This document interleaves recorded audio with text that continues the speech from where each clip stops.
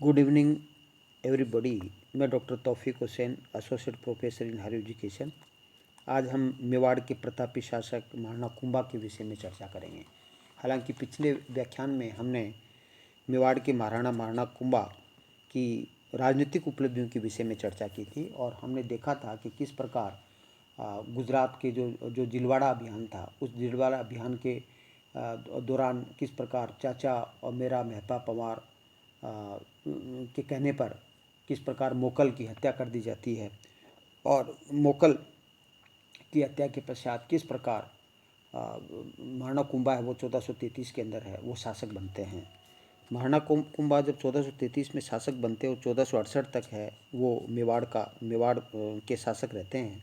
तो मेवाड़ के जब शासक बने तो हमने देखा कि मेवाड़ उनके समक्ष है वो बहुत सी है वो आंतरिक और बाह्य कठिनाइयाँ थी, लेकिन महाराणा कुंभा ने अपनी अभूतपूर्व प्रतिभा का परिचय देते हुए अपनी आंतरिक और जो बाह्य कठिनाइयाँ हैं उनका सामना किया और इन्होंने न केवल मेवाड़ का विस्तार किया, साम्राज्य का विस्तार किया, अपितु मेवाड़ की सुरक्षा, मेवाड़ की सीमाओं की सुरक्षा की और मेवाड़ इनके काल के अंदर जो मेवाड़ का जो गौरव है वो अपनी चरम सीमा पर पहुंच गया था।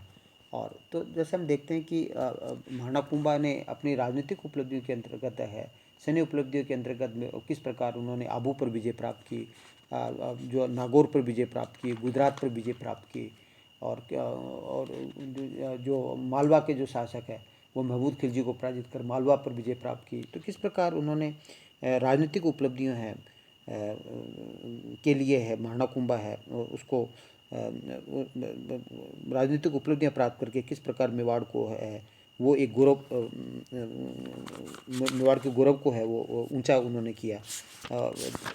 तो महाराणा कुंभा है न केवल राजनीतिक दृष्टि से है अपितु सांस्कृतिक दृष्टि से भी महाराणा कुंभा का एक महत्वपूर्ण योगदान माना जाता है, क्योंकि महाराणा कुंभा है एक डायनेमिक पर्सनैलिटी थे और न केवल एक पराक्रमी सैनिक थे, न केवल एक सफल शासक थे, न केवल विजेता थे, अपितु कला और जो साहित्य है उसके संरक्षक भी थे। तो आज का हम महाराणा कुंभा की जो कल्चरल अचीवमेंट है, सांस्कृतिक उपलब्धियाँ, उसकी चर्चा करेंगे, क्योंकि आपके सिलेबस में पॉलिटिकल अचीवमेंट और जो कल्चरल अचीवमेंट है उसका सिलेबस में उल्लेख है। तो सांस्कृतिक उपलब्धियों के विषय में हम देखते हैं कि जो महाराणा कुंभा के काल के अंदर है वो मेवाड़ ने जितनी राजनीतिक उपलब्धियां प्राप्त की उससे ज़्यादा महाराणा कुंभा के समय में है वो सांस्कृतिक उपलब्धियां हैं वो उन्होंने प्राप्त की। और महाराणा कुंभा न केवल कला और साहित्य की विभिन्न विद्याओं को अपने उन्नति की चरम सीमा पर पहुंचाया, अपितु हम ये कह सकते हैं कि महाराणा कुंभा का काल है वो मेवाड़ का स्वर्ण काल था एक सांस्कृतिक उपलब्धियों की दृष्टि से। तो महाराणा कुंभा का जो व्यक्तित्व है वो एक प्रकार से हम कह सकते हैं साहित्य, संगीत और कला का त्रिवेणी था। इन तीनों का समन्वय है वो महाराणा कुंभा के पर्सनैलिटी में देखने को मिलता है, जहाँ एक और उन्होंने साहित्य को संरक्षण दिया, संगीत को संरक्षण दिया और कला को संरक्षण दिया। तो तीनों की त्रिवेणी है, तीनों क्षेत्र है वो उसमें उनका एक अभूतपूर्व है वो योगदान था। तो महाराणा कुंभा के विषय में हम कह सकते हैं कि न केवल वो एक स्वयं अच्छे विद्वान थे, अच्छे कलाकार थे, अपितु विद्वानों के आश्रयदाता भी थे। और इसलिए जो महाराणा कुंभा की जो जो जो जो जो सांस्कृतिक उपलब्धियां हैं उसके संबंध के अंदर है वो गोपीनाथ शर्मा तो यहाँ तक कहते हैं कि महाराणा कुंभा ने जो एक विजेता के रूप में जो स्थान प्राप्त किया था और उससे भी ज़्यादा महत्वपूर्ण स्थान उन्होंने स्थापत्य और विद्या की उन्नति के क्षेत्र में उन्होंने प्राप्त किया था, अर्थात सांस्कृतिक क्षेत्र में उनका जो योगदान है वो अभूतपूर्व माना जाता है। तो कुंभा की जो सांस्कृतिक उपलब्धियों की हम चर्चा करते हैं तो उसके क्षेत्र में हम देखते हैं कि महाराणा कुंभा में जहाँ तक हम स्थापत्य कला के क्षेत्र में महाराणा कुंभा का योगदान हम देखते हैं तो उसके क्षेत्र उसके विषय में हमें ये जानकारी मिलती है कि महाराणा कुंभा के समय में मेवाड़ के अंदर 84 दुर्गों का निर्माण हुआ था। तो 84 दुर्गों में से महाराणा कुंभा मेवाड़ में जो जो जो श्यामल दास का जो ग्रंथ वीर विनोद है उसमें मेवाड़ के 84 दुर्गों का उल्लेख मिलता है, उसमें से 32 दुर्गों का निर्माण अकेले महाराणा कुंभा ने करवाया। तो स्थापत्य कला के क्षेत्र में ये उनका महत्वपूर्ण योगदान है वो माना जा सकता है। तो महाराणा कुंभा ने जहाँ तक दुर्गों का प्रश्न है तो चित्तौड़गढ़ का दुर्ग जो जो जो जो राजस्थान का सबसे प्रमुख दुर्ग है, हालांकि इसका निर्माण तो चित्रांगन मौर्य ने करवाया था, लेकिन चित्तौड़गढ़ दुर्ग का जो आधुनिक निर्माता है वो महाराणा कुंभा को माना जाता है, क्योंकि महाराणा कुंभा ने ये चित्तौड़गढ़ दुर्ग का पुनर्निर्माण करवाया। और इसकी इसकी जो प्राचीर से है, बुर्ज है, द्वार है, जलाशय है, इसका निर्माण करवाया, इनका रिनोवेशन करवाया। और इस दुर्ग में प्रवेश के लिए एक साधारण मार्ग था, महाराणा कुंभा ने साधारण मार्ग के साथ साथ है, महाराणा कुंभा ने इस दुर्ग के प्रवेश के लिए एक सर्पिलाकार जो प्रवेश मार्ग करवाया, जिसके 7 द्वार हैं, जो कि एक बहुत ही सुंदर भव्य है, वो प्रवेश मार्ग का निर्माण करवाया। इसके अलावा अनेक यहाँ पे कुंड और बावड़ियाँ हैं आदि का निर्माण इन्होंने करवाया। तो चित्तौड़गढ़ के दुर्ग का पुनर्निर्माण करने का जो श्रेय है वो महाराणा कुंभा को जाता है। महाराणा कुंभा ने इसके अलावा है वो जैसे बराड़ का दुर्ग है, भीलवाड़ा में है, जो आपका उदयपुर में भोमड़ का दुर्ग है, अचलगढ़ का दुर्ग है जो आबू पर्वत पर है, बसंती दुर्ग है वो सिरोही के अंदर है, इनका निर्माण करवाया। कुंभलगढ़ का जो प्रसिद्ध दुर्ग है उसका निर्माण करने का जो श्रेय है वो भी महाराणा कुंभा को जाता है। तो कुंभलगढ़ का जो दुर्ग है, जो महाराणा कुंभा ने अपनी जो पत्नी है कुंभल देवी, उसकी स्मृति में करवाया। और इसका जो शिल्पकार, जैसे आगे हम देखेंगे कि मंडन जो महाराणा कुंभा का प्रमुख शिल्पी था, मंडन की देखरेख के अंदर इस दुर्ग का निर्माण हुआ। और इस दुर्ग के निर्माण में लगभग 20 वर्ष लगे, 1438 से 1458 के बीच में ये दुर्ग तैयार हुआ। और इसको एक तरह से स्थापत्य और जो एक सामरिक जो उपयोगिता की दृष्टि से है वो एक महत्वपूर्ण दुर्ग माना जाता है। और ये छोटी सादरी के उदयपुर के पास, छोटी सादरी उसके पास स्थित है और पहाड़ियों के बीच में स्थित है। और इसकी सुरक्षा के विषय में इसमें मतलब इसकी दीवार है वो इतनी ज़्यादा चौड़ी है कि 4 घोड़े एक साथ है वो जा सकते हैं। और ऐसा दुर्ग है जहाँ पर कृषि भी होती है। और यहाँ पर रहने के लिए है को एक कटारगढ़ दुर्ग का निर्माण करवाया, जो एक तरह से दुर्ग के भीतर दुर्ग है। और बादल महल है उसका निर्माण करवाया। तो इसके अलावा इसके अंदर अनेक इमारतें जिसके विषय में हम दुर्ग के विषय में है, जो कुंभलगढ़ दुर्ग के विषय में हम अलग से अध्ययन करेंगे, उसके विषय में हम चर्चा करेंगे। तो कुंभलगढ़ दुर्ग के निर्माण का जो श्रेय है वो इनको जाता है, महाराणा कुंभा को जाता है। तो इसके अलावा जो चित्तौड़गढ़ दुर्ग के अंदर हालांकि उन्होंने अनेक इमारतों का निर्माण करवाया, जिसमें लेकिन प्रसिद्ध इमारत है वो विजय स्तंभ या कीर्ति स्तंभ को माना जाता है। तो जैसा कि हमने चर्चा की थी कि महमूद खिलजी जो महाराणा कुंभा, उन्होंने मालवा के शासक महमूद खिलजी को जो पराजित किया था 1437 में सारंगपुर के युद्ध में, और वो बंदी बना करके उनको चित्तौड़ ले आते हैं और उसके बाद 6 माह के बाद उसको वापस छोड़ देते हैं। तो इस उपलक्ष्य के अंदर है, महमूद खिलजी की उपलक्ष्य में है, महाराणा कुंभा ने है वो चित्तौड़गढ़ के दुर्ग के अंदर है वो 8 वर्षों का समय लेकर के 1440 से 1448 के बीच में वो विजय स्तंभ का निर्माण करवाया, विजय के उपलक्ष्य में, जिसको कीर्ति स्तंभ भी कहा जाता है, विष्णु स्तंभ भी कहा जाता है। और ये जो विजय स्तंभ है इसके बारे में आप जानते हैं कि ये 9 मंजिला है और 120 फीट चौड़ा है और 24 फीट है, 120 फीट लंबा है और 24 फीट चौड़ा है। और इस दुर्ग में जो महाराजा स्वरूप सिंह के समय में जो इस पर बिजली गिर गई थी, इसलिए 1857 में स्वरूप सिंह ने इसका पुनर्निर्माण भी करवाया। इसमें अनेक मूर्तियाँ, इसलिए हिंदू मूर्तियों का अजायबघर भी कहा जाता है और भारतीय मूर्तिकला का इसको विश्व कोश भी कहा जाता है। और इसके विषय में आप ये भी जानते हैं कि भारत सरकार ने 1949 के अंदर है इन पर एक डाक टिकट है वो भी जारी की थी। तो इस तरह से हम कह सकते हैं कि महाराणा कुंभा ने है वो चित्तौड़गढ़ के दुर्ग के अंदर कीर्ति स्तंभ का निर्माण है वो करवाया, जो कि महाराणा कुंभा, क्योंकि स्थिर निर्माण की परंपरा तो भारत में प्राचीन काल से थी, लेकिन 2 प्रकार के स्तूप बनाए जाते थे, एक धार्मिक जिनको यूप कहा जाता था और एक राजनीतिक रूप में जिसको स्तंभ कहा जाता था। तो इस तरह से ये राजनीतिक दृष्टि से अपनी राजनीतिक कीर्ति स्थापित करने, कीर्ति को एक तरह से चिरस्थायी बनाए रखने के लिए है वो महाराणा कुंभा ने वो कीर्ति स्तंभ का निर्माण करवाया। और इसके विषय में, कीर्ति स्तंभ के विषय में आप ये भी जानते हैं कि इस पर एक प्रशस्ति खुदी हुई है जिसमें मेवाड़ के शासकों की उपलब्धियों का विवेचन है, जो संस्कृत भाषा में है। और इसका जो लेखक है वो अत्रि भट्ट था और बाद में इसको पूरा कराने का जो कार्य है वो महेश भट्ट ने वो किया। और इस कीर्ति स्तंभ के बारे में आप ये भी जान सकते हैं कि इसके जो वास्तुकार थे वो जेता, नापा, कुंपा, पुंजा, ये इसके वास्तुकार थे। और एक महत्वपूर्ण बात इस कीर्ति स्तंभ के बारे में ये भी आपको जानना चाहिए कि इसकी 3री मंजिल है, उस पर 9 बार अल्लाह लिखा हुआ है। और अल्लाह लिखने के पीछे जो मकसद ये है कि महाराणा कुंभा जानते थे कि जो तुर्क आक्रांता हैं वो इस स्तंभ को है वो तोड़ सकते हैं। तो इसकी महाराणा कुंभा की जो जो जो स्मृति है वो स्थायी नहीं रहेगी, विजय स्तंभ, इसलिए उन्होंने इस पर अल्लाह खुदा दिया। उनका मानना था कि अल्लाह सब देख करके वो आक्रांता उसको नहीं तोड़ेंगे, और ऐसा सच भी हुआ। इसको तुर्क आक्रांताओं ने इसको तोड़ा नहीं, क्योंकि इस पर 9 बार है और तीसरी मंजिल पर अल्लाह लिखा हुआ है। इसके अलावा मंदिरों का राजस्थान में महत्वपूर्ण स्थान है, और मारणाकुम्भा ने अनेक मंदिरों का निर्माण करवाया, जिसमें इनके काल के अंदर इनका एक प्रसिद्ध जो मंत्री था, जो जो जो धारणकशा, जो जो उन्होंने शिल्पी दीपाक के देख रेख के अंदर रणकपुर के अंदर है वो जैन मंदिरों का निर्माण करवाया, जिनको चौमुखा मंदिर है वो भी कहा जाता है।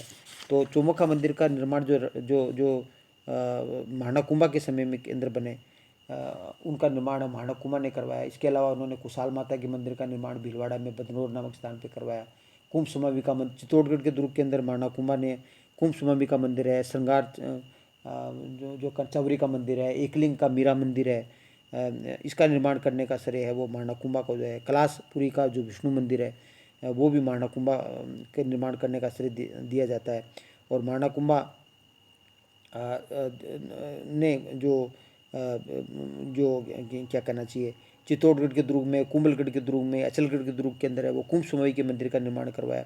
और इन कुंभ समावी के मंदिर के द्वारा है हमें 15वीं शताब्दी के जनजीवन की घटनाएं और पौराणिक कथाएं उनकी जानकारी हमें मिलती है। तो तत्कालीन सामाजिक जीवन के विषय में जानकारी करने का, जो सांस्कृतिक विषय में जानकारी करने का एक महत्वपूर्ण स्रोत है वो ये मंदिर है। तो मारणाकुम्भा के इसके अलावा मारणाकुम्भा है, उन्होंने जो अनेक राजप्रसादों का निर्माण भी करवाया, और चित्तौड़गढ़ के दुर्ग के अंदर है वो अपनी रानियों के लिए, राजकुमारों को रहने के लिए आवास बनाए, और एक तरह से अनेक शस्त्रागार और कोष्ठागार भी बनाए। और कुंभलगढ़ के जो महल है वहाँ एक तरह से एक सादगी है जो मारणाकुम्भा के त्यागमी चरित्र की याद दिलाते हैं। तो कुंभा के द्वारा जो बनाए गए जो महल है उनकी विशेषता ये कि उसमें सौंदर्य की अपेक्षा है जो सादगी और उपयुक्तता पर ज़्यादा जोर दिया गया है। अर्थात यूटिलिटेरियन अप्रोच है कुंभा की, वो उसके व्यक्तित्व की जो उपयुक्तवादी दृष्टिकोण है वो कुंभा की बनाई गई राजप्रसादों में भी दिखाई देता है। कुंभा एक न केवल स्थापत्य कला है में उनका योगदान था, मंदिर निर्माण करने में योगदान था, अपितु राजप्रसाद के निर्माण में योगदान था, अपितु संगीत कला के अंदर भी उनका महत्वपूर्ण योगदान था। मारणाकुम्भा खुद एक संगीतज्ञ थे, और मारणाकुम्भा खुद अच्छा वीणा बजाते थे, वीणा वादक थे। और मारणाकुम्भा के संगीत के विषय में आप जानते हैं कि इनका एक प्रसिद्ध गुरु था संगीत का, जिसको सारंग व्यास कहा जाता है। और मारणाकुम्भा का जो कहना चाहिए कि संगीत पर मारणाकुम्भा ने वो 5 ग्रंथ है, उनके 4 ग्रंथ की रचना की, जिसमें संगीत राज है, संगीत मीमांसा है, संगीत रत्नाकार है, सूढ़ प्रबंध है, जिसमें संगीत राज को के 5 भाग है। पाठ्य रत्न कोश है, नृत्य रत्न कोश है, गीत रस कोश है, वाद्य रत्न कोश है, और रस रत्न कोश है। तो इस तरह से संगीत पर उन्होंने खुद ग्रंथों की रचना भी की। इनके गुरु है वो भी सारंग व्यास थे। और इसके अलावा जो जो कुंभा उनकी जो लड़की थी रमाबाई, वो भी एक तरह से अच्छी संगीतज्ञ थी, संगीत की महान विदुषी महिला थी। और जावर के शिलालेख में उनके लिए रमाबाई के लिए वो वागेश्वरी की उपाधि है वो मिलती है।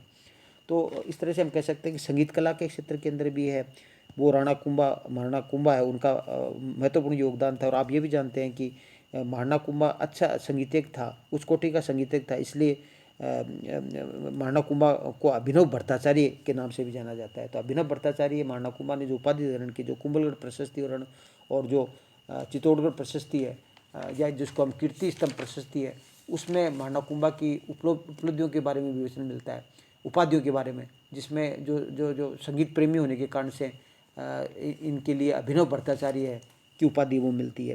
तो इस तरह से क्या है कि मारणाकुम्भा संगीतज्ञ थे, और संगीत में उनके जो उन्होंने जो ग्रंथ लिखे, संगीत राज, संगीत मीमांसा और सूढ़ प्रबंध, उनसे ये उनके संगीत के प्रति जो डेप्थ नॉलेज है उसकी हम जानकारी मिलती है।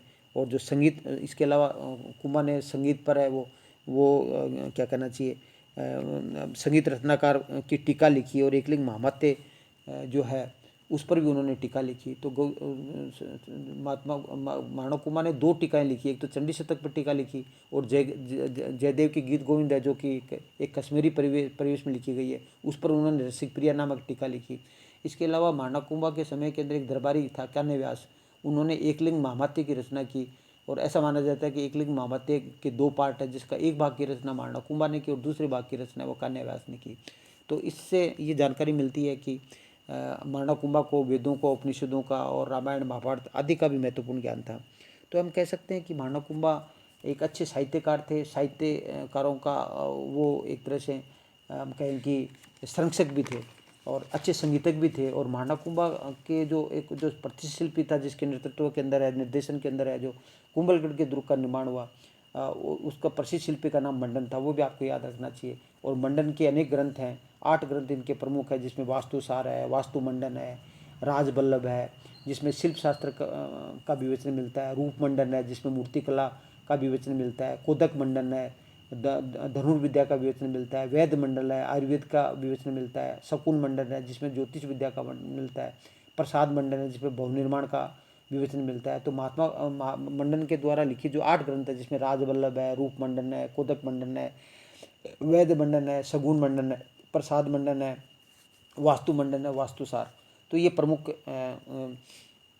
जो जो ग्रंथ की रचना वो मंडन ने की। और मंडन का जो क्या कहना चाहिए, मंडन का जो भाई था नापा, तो नापा ने वास्तु मंजरी नामक ग्रंथ की रचना की। और मंडन का जो पुत्र था जिसका नाम गोविंद था, तो उसने भी उदार धोरणी है, कलानिधि है, द्वार दीपिका है आदि ग्रंथों की वो रचना की। तो हम कह सकते हैं कि महानाकुंभा है न केवल खुद साहित्यकार था, न केवल एक वीर योद्धा था, एक कुशल प्रशासक था, न केवल कलाकार था, अपितु कलाओं का संरक्षण था, स्वयं भी विद्वान था, विद्यानुरागी भी था, विद्या के प्रति उनका अनुराग था।